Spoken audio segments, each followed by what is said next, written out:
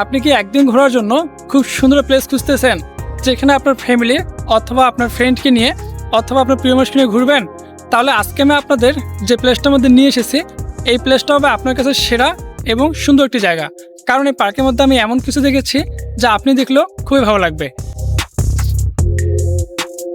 বন্ধুরা, অবশেষে আলোর মধ্যে পৌঁছে গেলাম সেই ড্রিমল্যান্ড এডুকেশন পার্কের মধ্যে। এটা হচ্ছে গাইবান্ধার পলাশবাড়ি আছে, সেখান থেকে মাত্র 700 মিটার দূরে অবস্থিত।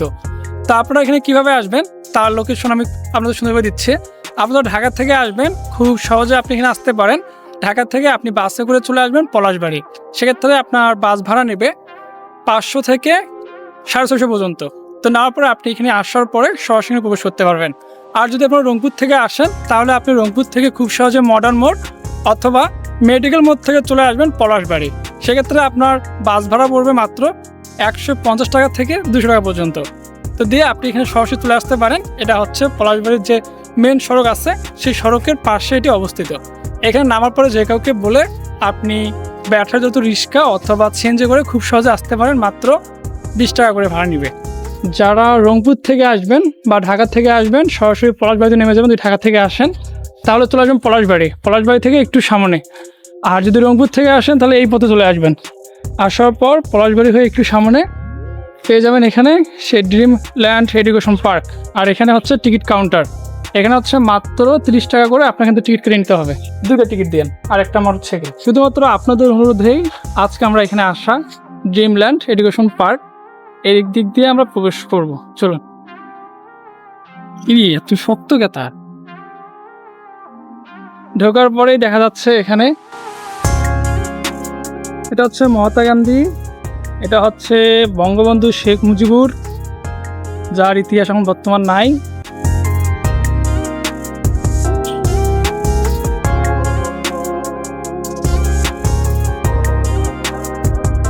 এই গেট দিয়ে প্রবেশ করার পরে আপনি পেয়ে যাবেন এখানে অনেকগুলো মানুষের মূর্তি আছে, যেগুলো দেখে এগুলো নামও দেওয়া আছে এখানে। এই যে এদিকে নাম আছে প্লাস তারপর মহাত্মা গান্ধী, তো এনার এইদিকে নাম আছে। তো আপনি চাইলে এগুলো দেখতে পারেন। আর এদিকে আছে বেশ কয়েকটা রাস্তা, যেমন সোজাসুজি চলে আসলে আপনি পেয়ে যাবেন একদম সোজা দিকে রাস্তা আছে। তারপর এইদিকেও যেতে পারেন অথবা এদিকেও যেতে পারেন। তারপর এই সোজায় গিয়ে ওই দিকে আরেকটা আছে, এটা হচ্ছে শুধুমাত্র এখানে বসার জায়গা আছে সুন্দর সুন্দর। তো চাইলে এখানে বসতে পারেন। আর এখানে অনেকগুলো ফুল আছে, তারপর এখান থেকে বাগান আছে। তারপর ওইদিকে যেমন দোলনা আছে, এই দোলনাগুলোতে বসতে পারেন। আর এই সোজা আসলে আপনি পেয়ে যাবেন এখানে অনেক বড় বড় গাছ আছে, তারপর এখানে বসার জায়গা আছে সুন্দর সুন্দর। তারপর এইদিকে যদি একটু দেখাই আপনাদের, তাহলে এখানে দেখেন সুন্দর সুন্দর ছবি তোলার জন্য জায়গা আছে, এখানে বসে ছবি তুলতে পারবেন। আর এখানকার পরিবেশ হচ্ছে একদম ন্যাচারাল। যদি আপনি ন্যাচারালভাবে চান যে না আমি ন্যাচারালভাবে এখানে বসে কিছুক্ষণ সময় এক্সপ্লেন করব, তাহলে আপনার জন্য একদম পারফেক্ট। আর যদি আপনি জানুয়ারি মাস বা ফেব্রুয়ারি মাসের দিকে আসেন তাহলে এদিকে পেয়ে যাবেন অনেকগুলো ফুল আছে। আর এদিকে তো ওই যে শহীদ মিনার আছে ওইদিকে। আর এখানে সবগুলো ভালো ভালো যে মানুষ আছে, জ্ঞানী গুণী মানুষ, তাদের এখানে ছবি দেওয়া আছে। যেমন এই যে কাজী নজরুল ইসলাম, তার জন্ম ডেট কবে, মৃত্যু ডেট কবে, এটা দেওয়া আছে, বাংলাদেশের জাতীয় কবি। তারপর এদিকে আছে শহীদ মিনার। তারপর এদিকে হচ্ছে জাতীয় স্মৃতিসৌধ এখানে আছে। তারপর এদিকে যদি একটু যাই তাহলে এখানে পেয়ে যাবেন সুন্দর বসার জায়গা আছে। আর ওইদিকে হচ্ছে টয়লেট, দেন আর কিছু নেই। তারপর ওইদিকে তো সবগুলো বসার জায়গা, এখানে সুন্দর সুন্দর বসে এই গাছগুলোর সাথে দাঁড়িয়ে ছবি তুলতে পারবেন। এদিকে আছে জলকন্যা। আসসালামু আলাইকুম। আপনি কি এখানকার পরিচর্যার দায়িত্বে আছেন নাকি? আচ্ছা, এখানে প্রতিদিন কিভাবে মানুষ আসে? প্রতিদিন রমজান মাস না হলে মাত্র 200-250 লোক পায়। আর এই রমজান মাসে তো একটু কম, 180-90-100। ও, মোটামুটি ভালো এখানে ভাইরাল জায়গাটা। মূলত কোন জায়গার মানুষ বেশি আসে এখানে? এই সব জায়গার মানুষই আছে এখানে। এখানে কি পিকনিক করে? পিকনিক সিজনে পিকনিক আছে, পিকনিক স্পট ওই পাশে আছে ওইদিকে। আচ্ছা, মানে সরাসরি বাস নিয়ে প্রবেশ করে? হ্যাঁ, আচ্ছা, ধন্যবাদ। পিকনিকে আসে, তারপরে বিয়ে সাথে অনুষ্ঠান হয়, মানে ফটোগ্রাফি ভিডিওগ্রাফি সবকিছু এখানে ছবি তুলতে পারে। আপনাদের যখন এই জায়গাটা সম্পূর্ণ ঘোরা শেষ হয়ে যাবে তখন আপনি চলে যাবেন এই গেট দিয়ে। এখানে আরেকটা গেট আছে, এই গেট দিয়ে ভেতরে প্রবেশ করার পরেই পেয়ে যাবেন এখানে আরও অনেক কিছু আছে। যেমন এখানে কিছু মূর্তি আছে, নিউটনের মূর্তি, আর এদিকে আছে দোলনা, তারপর এখানে কিছু প্রাণীর মূর্তি আছে যা সত্যি অসাধারণ। শুধু এখানে যদি আপনি আপনার ছোট বাচ্চা থাকে তাদেরকে নিয়ে আসতে পারেন। এক কথা বলতে গেলে এটা হচ্ছে একটা শিক্ষণীয় পার্ক। এখানে আসলে আপনি শিখতে পারবেন, প্লাস এখান থেকে যদি আপনার ছোটো বাচ্চা থাকে তাদেরকে এগুলোর সাথে পরিচয় করে দিতে পারবেন। দেন এদিকে আরও অনেক কিছুই আছে, যেমন যে ময়ূর আছে, তারপর এদিকে ঘোড়া, আর ওটা গদম বেচা পাখি। আর এইদিকে আছে ফুড কর্নার। এই ফুড কর্নার থেকে আপনি পানি থেকে শুরু করে যাবতীয় চিপস এগুলো এখান থেকে কিনতে পারবেন, খুব সহজে এখান থেকে নেওয়া যায়। আর সবগুলো যে কৃত্রিম, যেমন যে স্বপ্নবতী দেখছিলাম কৃত্রিম পশু পাখির রাজ্য, তেমনই এটা একটা। আর এইদিকে যতই আসবো ততই হচ্ছে এদিকে বসার জায়গা আছে, যেমন এদিকে সুন্দর সুন্দর বসে বসে এখানে সময় স্পেন্ড করতে পারবেন। আর যে ফুড কর্নার, এখান থেকে আপনারা চাইলে খাবার সংগ্রহ করে নিতে পারেন।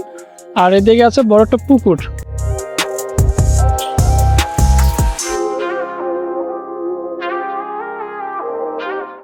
এই পুকুরের মধ্যে মাছ আছে, আপনি এখানে চাইলে এর সাইডে বসে বা দাঁড়িয়ে এই মাছগুলোর সৌন্দর্য উপভোগ করতে পারবেন।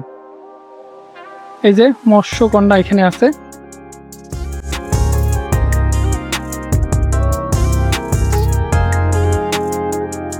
আমরা অনেকে আছি ঘোরার জন্য খুব সুন্দর সুন্দর প্লেস চাই, যেখানে একটা দিন সুন্দরভাবে কাটাতে পারবো, প্লাস ছবি উঠাতে পারবো, বা যদি প্রিয় মানুষ থেকে তাকে নিয়ে আসতে পারবো, বা ফ্যামিলি নিয়ে ঘুরতে পারবো। আবার অনেকে আছেন যারা ফ্যামিলি নিয়ে, ছোট ছোট বাচ্চা আছে, তাদেরকে নিয়ে আসতে চান। আর এই পার্কে আসলে আপনি ঘোরার পাশাপাশি যদি আপনার ছোট বাচ্চা থাকে তারা এখানে শিখতে পারবে। এটা তো গেলো এই সাইডটা। তো আমরা এই সাইডটা শেষ করে যদি এই সাইডে আসি তাহলে পেয়ে যাবো এখানে আরও সুন্দর সুন্দর বসার জায়গা আছে, প্লাস এখানে এই যে নদীটা, সরি দিঘিটা, আগে তো একটা নৌকা ছিল, সেই নৌকাটা এখন নাই। আর এখানে অনেকগুলো পাখি খাইতে আসে, যা সত্যি অসাধারণ লাগে। সারাদিন ঘুরছেন, ঘোরার পরে ক্লান্ত লাগতেছে, ভাবতেছেন যে বসার জন্য একটা সুন্দর জায়গা থাকলে ভালো হতো। তো বন্ধুরা, ভাবনা নয়, এখানে কিন্তু বসার জন্য উপরে দেখেন ছাউনি আছে, খুব সুন্দর সুন্দর জায়গা আছে। ক্লান্ত হয়ে গেছেন, এখানে বসতে পারবেন, বসে একটু রেস্ট নিয়ে আবার ঘুরতে পারবেন। আর যদি চান এখান থেকে খাবার নিলাম, খাবো কোথায়, সেক্ষেত্রে এখানে এসে বসে সুন্দরভাবে খেতে পারবেন। এইগুলো সব ঘুরে যদি মনে হয় যে সব কিছু তো কৃত্রিম দেখলাম, একটু জীবন্ত কিছু দেখি, তাহলে পেয়ে যাবেন এখানে আছে মন ভালো করার জন্য খরগোশ। এই যে খরগোশের বাচ্চা সব খরগোশ অনেকগুলো, অনেক বড় বড় ফাঁক আছে। দেন যে ভিতরে আছে একটা, বাহিরে দুইটা, আরও একটা হয়তো আছে ভিতরে। মোট এখানে 4টা খরগোশ আছে। আর যদি এদিকে দেখি, এদিকে আছে একটা বানর। এই যে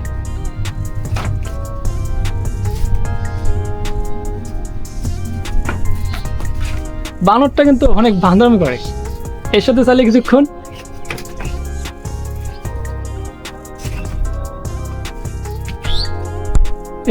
কিছুক্ষণ সময় স্পেন্ড করতে পারবেন। টাসের গাছ,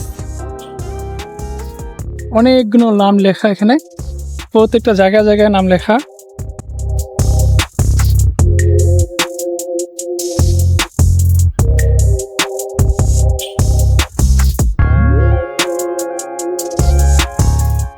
এটা হচ্ছে ড্রিমল্যান্ডের মেন শাখা এটা। আর এইদিকে হচ্ছে পিকনিক স্পট। চলুন পিকনিক স্পটে দেখে আসি।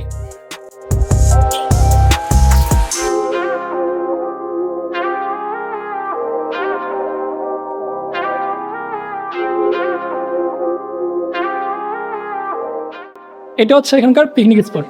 এখানে আপনারা বাস, তারপর প্রাইভেট কার, এগুলো নিয়ে এসে এখানে পিকনিক করতে পারবেন। এই যে অনেক বড় পিকনিক স্পট আছে, এখানে বসে অথবা প্যান্ডেল সাজিয়ে এখান থেকে ভাড়া নিয়ে আপনি সুন্দরভাবে এখানে পিকনিক করতে পারবেন।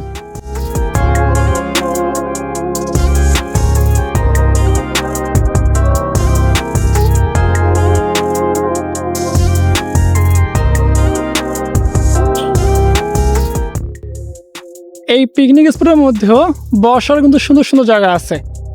দেন জায়গাটা অনেক বড়, ওই দিকে একটা আছে, এইদিকেও। এটা হচ্ছে ওয়াশরুম। আর এই যে একটা ড্রাগন, এখানে হয়তো বড় গাড়ি ঢুকছিল পিকনিক করার জন্য। আর এখানে দুটো পরী আছে বড় বড়। এই যে এইদিকে পিকনিক করার জন্য চুলা আছে, এখানে রান্নাবান্না করতে পারবেন। আজকে ভিডিও এই পর্যন্ত থাকলো। আমার ভিডিও আপনাদের কেমন লেগেছে আর এই জায়গাটা আপনাদের কেমন লাগলো অবশ্যই কমেন্ট করে জানাবেন। আর যারা এই জায়গার মধ্যে এসেছিলেন আগে তারাও কমেন্ট করে জানাবেন যে কত সালে এসেছিলেন, কত তারিখে এসেছিলেন।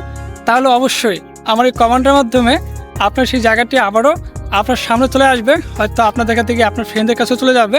তাই এটা শেয়ার করে দিবেন, অবশ্যই লাইক করবেন। আর আমার চ্যানেলে এই ভিডিওটা আপনাদের ভালো লাগলে অবশ্যই এটা সাবস্ক্রাইব করে দিবেন, যাতে করে আমি যে জায়গার মধ্যে যাব খুব সুন্দর সুন্দর প্লেস আপনাদের তুলে ধরতে পারি। সবাই ভালো থাকবেন, সুস্থ থাকবেন। দেখা হচ্ছে আবার নতুন কোনো ভিডিওর মধ্যে অথবা নতুন কোনো প্লেসের মধ্যে।